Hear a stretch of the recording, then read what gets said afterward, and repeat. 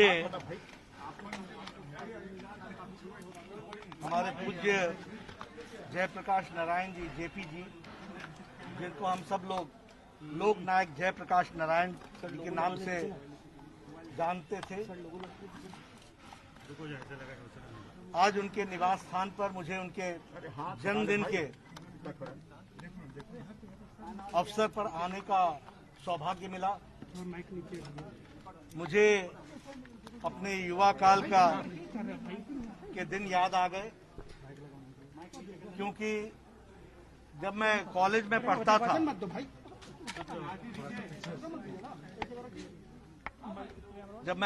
पढ़ता था तो उस समय जेपी आंदोलन अपने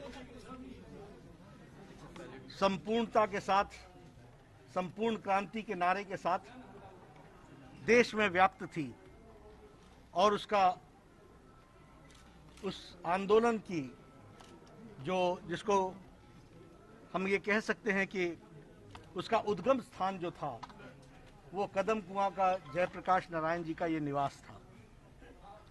1973 से लेकर 77 तक भारत की राजनीति में जो कांग्रेस के भ्रष्टाचार के खिलाफ, भाई भतीजावाद के खिलाफ, बेरोजगारी के खिलाफ एक जब मजबूत कांग्रेस थी, उसको नीचे से हिलाने के काम लोकनायक जयप्रकाश नारायण ने किया और प्रजातंत्र की रक्षा के लिए उन्होंने अपना जीवन दिया। हमें मालूम है, याद होगा कि 75 में इमरजेंसी लगाई श्रीमती इंदिरा गांधी जी ने, और उस इमरजेंसी के दौरान जयप्रकाश जी के साथ बहुत तरीके की यातनाएं भी हुई, लेकिन वो सच्चाई से कभी नहीं हटे और उन्होंने निरंतर लड़ाई रखी। मुझे याद है सुशील मोदी जी उस समय छात्र संघ के जनरल सेक्रेटरी होते थे, पटना यूनिवर्सिटी स्टूडेंट्स यूनियन के। मैं पटना कॉलेज का विद्यार्थी होता था। इमरजेंसी में भी पुलिस से बचकर छात्रों के बीच में सही आवाज उठाना उस समय हम लोगों का कर्तव्य होता था। और जब जयप्रकाश जी को अरेस्ट कर लिया गया था तो हम लोग यहाँ पीछे आया करते थे और इस स्थान से ही प्रेरणा लेते थे, ताकत लेते थे। मुझे याद है जब मैं यहाँ खड़ा हूँ तो ये जो स्थान है, जो आपने मुझे तस्वीर दी, वो तस्वीर यहाँ की है।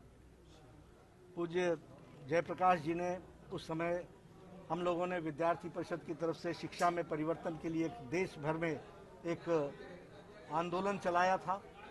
उस यात्रा की दीप जला करके शुरुआत पूज्य जयप्रकाश नारायण जी ने यहाँ पर की थी।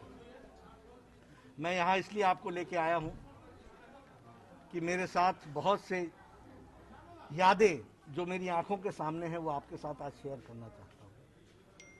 नानाजी देशमुख जो भारतीय जनसंघ के महामंत्री थे और राजनीति में जिनकी एक पैठ थी, मध्य भारत में जिन्होंने राजनीति में जनसंघ को आगे लाने में बड़ा योगदान किया था, वो जयप्रकाश जी से हमेशा प्रेरणा लेते थे।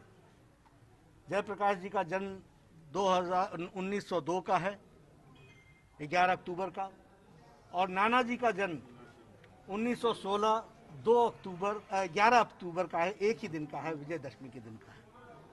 मुझे याद है कि 1977 में नानाजी देशमुख यहाँ जयप्रकाश नारायण जी के पास आए थे और यहाँ एक मंच लगा था इस तरह, जहाँ जयप्रकाश जी के साथ उन्होंने मंच साझा किया था और जयप्रकाश जी से वो आशीर्वाद लेने आए थे और जन्मदिन की बधाई देने भी आए थे। उसमें उन्होंने यहीं से ऐलान किया था कि अब मैं एक्टिव राजनीति से अपना संन्यास लेता हूं और मैं सामाजिक जीवन में जाऊंगा। मैं उसका चश्मदीद गवाह हूं, क्योंकि उस कार्यक्रम में एक विद्यार्थी के नाते मैंने भाग लिया था। उस समय मेरे मन में प्रश्न खड़ा हुआ था, जयप्रकाश जी ने आशीर्वाद दिया था उनको। उस समय मेरे मन में प्रश्न खड़ा हुआ था कि क्या नानाजी देशमुख अब 60 साल की उम्र के बाद 61 साल के हो गए हैं, नहीं तो दिक्कत हो रहा है, वो अब राजनीति से संन्यास लेंगे तो क्या करेंगे।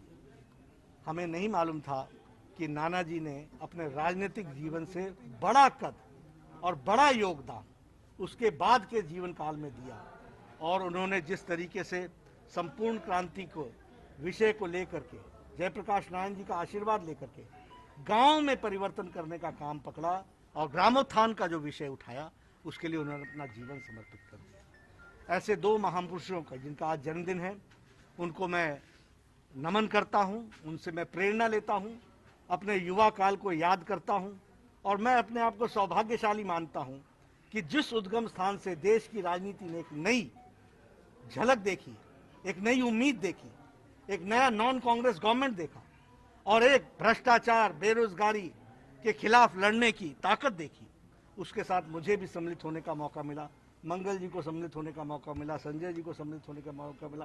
संजय मयूं उस समय विद्यार्थी होते थे, स्कूल में पढ़ा करते थे, लेकिन हम सब लोग एक ही बात कहते थे, सन 74 भूल न जाना, क्योंकि सन 74 की लड़ाई हमने लड़ी थी। आज हम उस स्थान पर आए हैं, मुझे पुनः उनसे प्रेरणा मिली है। हम सब लोग जानते हैं कि जयप्रकाश नारायण जी ने अपना जीवन, सादगी भरा जीवन समाज को समर्पित किया। कभी सत्ता के प्रति उन्होंने अपना वो नहीं झुके और नहीं सत्ता से झुके, ऐसा व्यक्तित्व था उनका। उनको हम नमन करते हैं, उनसे प्रेरणा लेते हैं और हम सब लोगों को ईश्वर सद्बुद्धि दे ताकि हम समाज की सही तरीके से सेवा कर सकें। और आज मुड़ करके मुझे लगता है कि जो उन्होंने नारा दिया था उसको लेटर और स्पिरिट में अगर इम्प्लीमेंट कर रहे हैं तो हमारे यशस्वी प्रधानमंत्री श्री नरेंद्र मोदी जी के नेतृत्व में भारत की सरकार उसको इम्प्लीमेंट भी कर रही है।